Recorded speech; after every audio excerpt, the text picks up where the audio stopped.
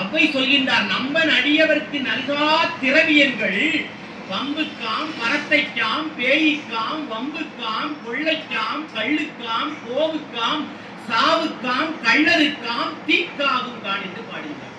நான் சேர்த்து வைக்கக்கூடிய பொருளை பிறருக்கு உதவாமல் சேர்த்து வைக்கக்கூடிய பணம் எப்படி போகுமாம்?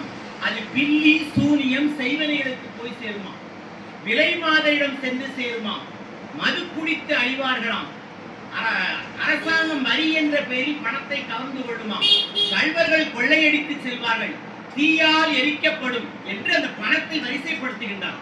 அப்ப பாடுபட்டு தேடி பணத்தை புதைத்து வைத்த கேடுகட்ட மானிடரை கேளுங்கள், கூடுவிட்டு ஆவிதான் போயின பின்பு யாரோதான் அனுபவிப்பார் பாவிகால் அந்த பணம் என்று அமைப்பார்கள்.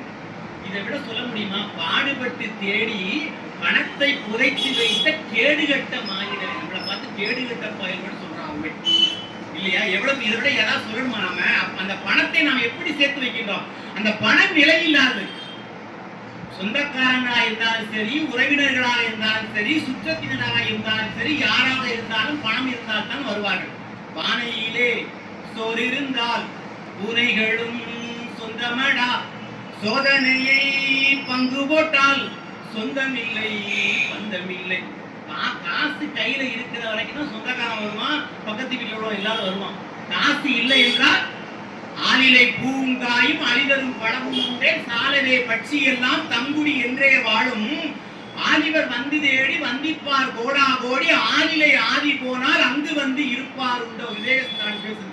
ஒரு மிகப்பெரிய ஆலமரம், நல்ல பூவும் மரமும் காய்ச்சி குலுங்குது, அதுல கூடுகள் கட்டி பறவைகள்லாம் வாழ்ந்துட்டு இருக்கு. அந்த ஆலமரம் ஒரு நாள் பட்டு போச்சுன்னா அந்த பறவைகள் எல்லாம் இவ்வளவு நாள் நமக்கு இடம் கொடுத்தது, இவ்வளவு நாள் பூத்து குலுங்குது அப்படின்னு சொல்லி அந்த பட்ட மரத்துல இருக்குமா அந்த பறவைகள்லாம் அடுத்த மரத்தை தேடி போகும். அதுபோல நம்முடைய உறவினர்கள், அதுபோல நம்முடைய சுற்றம், அதுபோல நம்முடைய நட்பு என்று சித்தர் பெருமக்கள் பேசுகின்றார்.